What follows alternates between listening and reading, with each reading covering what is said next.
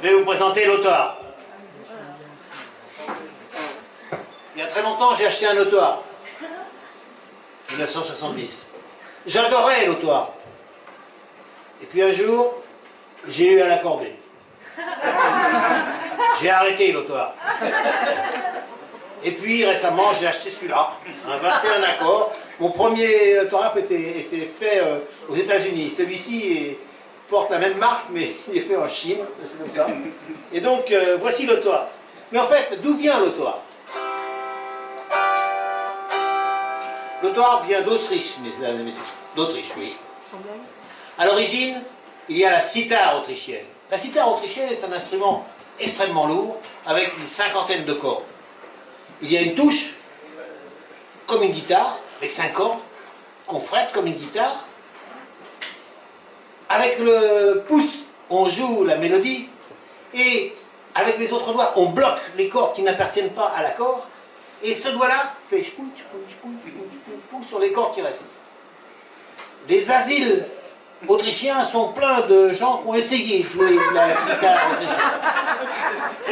Et ceux qui y sont parvenus, eh bien on peut faire carrière, notamment celui qui a fait la musique du Troisième Homme, un tube mondial. Et donc, la cithare autrichienne, c'est très difficile à jouer. Mais néanmoins, il y avait un joueur de cithare autrichienne qui s'appelait Lukas Bildeweiser. Et ce Lukas Bildeweiser jouait dans les cafés viennois de sa cithare viennoise autrichienne. Car il y a beaucoup de cafés viennois à Vienne. Et donc, Lukas Bildeweiser jouait de la cithare, tout allait bien, il était très demandé dans les cafés viennois de Vienne.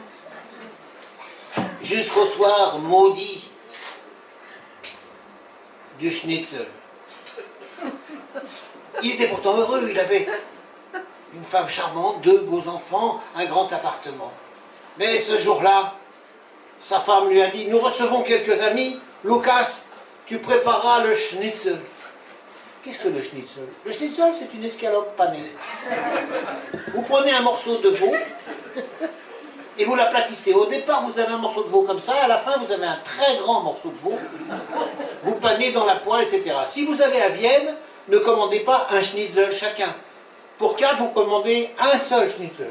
Et ça sera largement suffisant. Donc ce jour-là, c'était le soir du schnitzel pour recevoir quelques amis.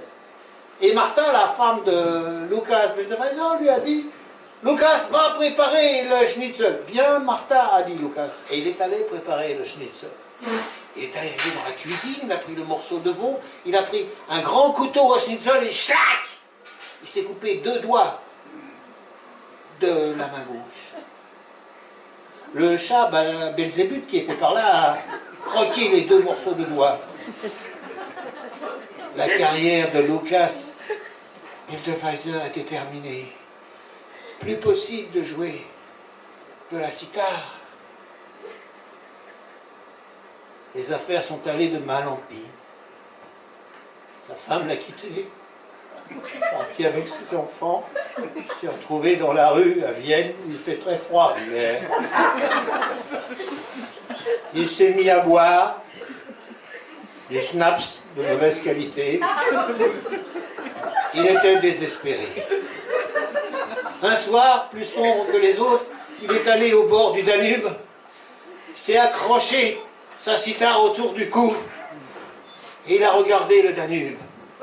Ce soir-là, le Danube n'était pas bleu, mesdames et messieurs, il était noir. Il a pris son élan, et soudain il a entendu « Arrête, malheureux !» une voix mélodieuse.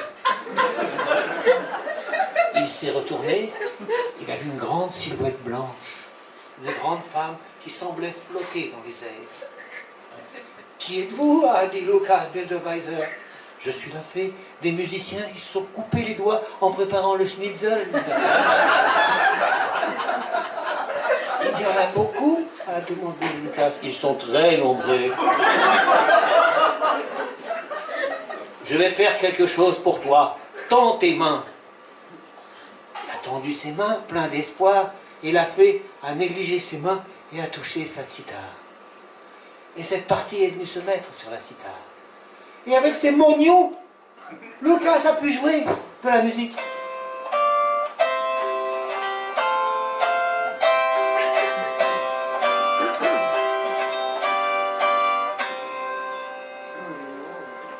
L'auto-art était né.